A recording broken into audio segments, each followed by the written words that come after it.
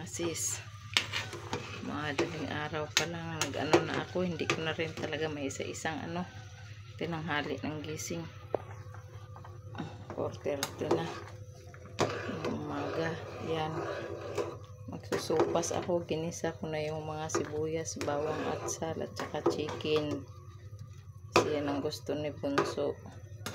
Wala akong mabili ng macaroni, pang macaroni elbow na lang itong ginamit ko kasi yung nasa stock ko sa tindahan kong macaroni na lang, wala na yung pang sopas.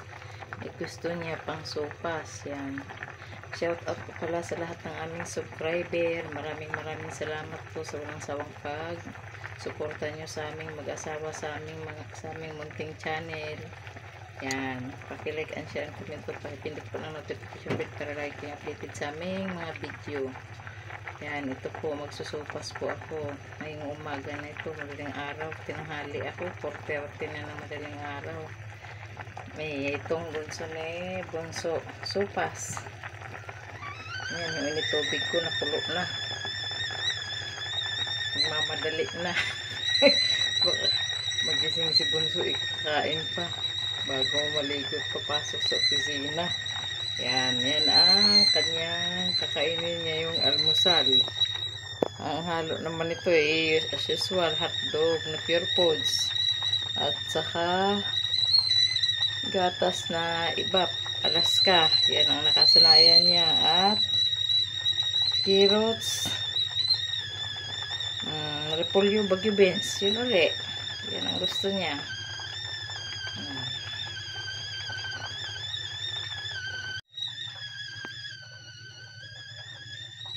Yan ang panglahok ng kanyang hotdog. Ilalahok ko, hiniwa ko na. Ayan, pa-square din ang carrots, tsaka medyo maliit ang bagyo beans na paghiwa, tapos repolyo. Yan, at itong gatas, maliit lang kasi kunti lang naman niluto ko, pang almusal nga. Sakto lang sa aming pang pang-4 na person. Ayan, ang ginawa ko naman sa chicken, nilaga ko muna, tiniwa-hiwa yung breast para mas malasa. Ayan, isang buo lang ng kalahating breast yung ang ilalagay ko, tapos yan 1/4 na hotdog.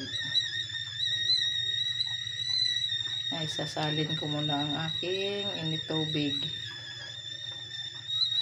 Kumulo na. Pag-saktong alas 5, gisingin na ni Bruno yung Bunso.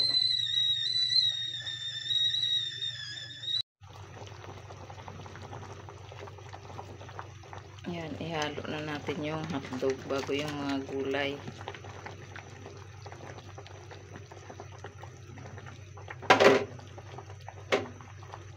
Yan.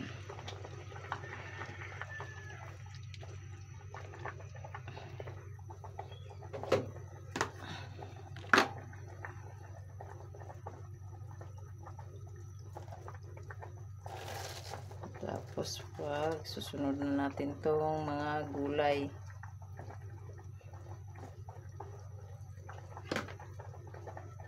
Mahirapan ako. Mahirap cellphone. Susunod ko yung bagyo beans at saka carrots.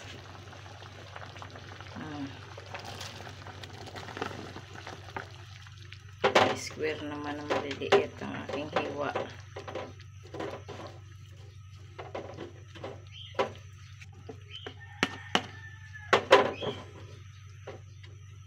Yan. Ay, malapit na mag-alas 5.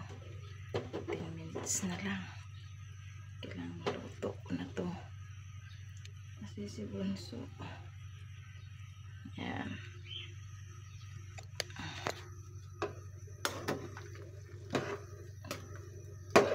Susunod ko yung repolyo.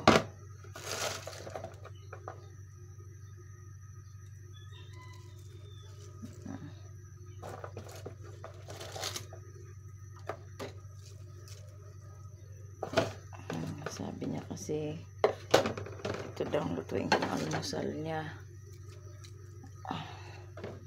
Kaya kagabi, mabuti na i-prepare ko na, ano ko na kabili na ako ng pangsangkap. Pero hindi nga lang nahiwa.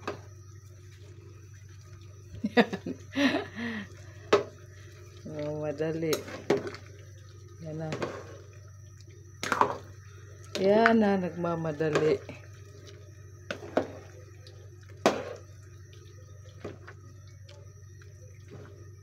Tapos, konti lang ilalagay ko sa gatas. Bahala na siya magdagdag. Yan, gatas.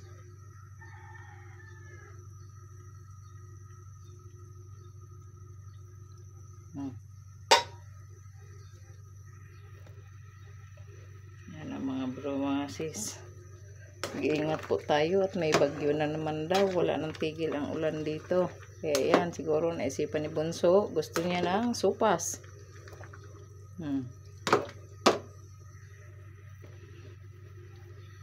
Tikman mo nga di. Titikman na po natin yung niluto ni Sis Lisa na special sopas. Ihalo mo muna. Hinalo ko na rin. Yan. Sige na, para patayin na to. Pag ano. Napakasarap nito kasi malamig ang panahon. Yan, tikman natin po ha. Okay na daw. Gisingin mo na si Bunso. Okay na, yummy na yummy. Sige na, almusal na tayo, gisingin ko na si Bunso. Na, mag-prepare na. Okay, sige. Yan, tapos na po. Simpleng pagkain lang. Masustansya pa. Yan. Bye-bye po. God bless po sa ating lahat. Sa Luzon, Visayas at Mindanao at sa buong mundo.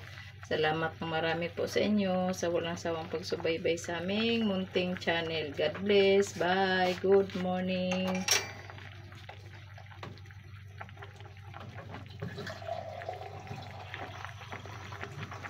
Tayin ko na.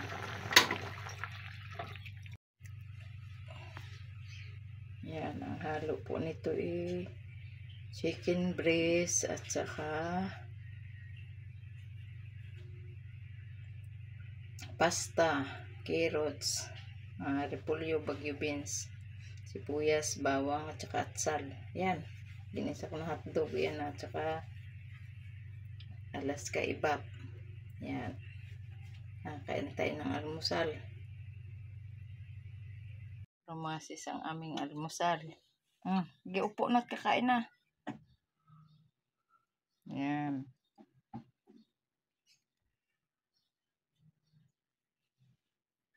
Pray na de. Po na nak.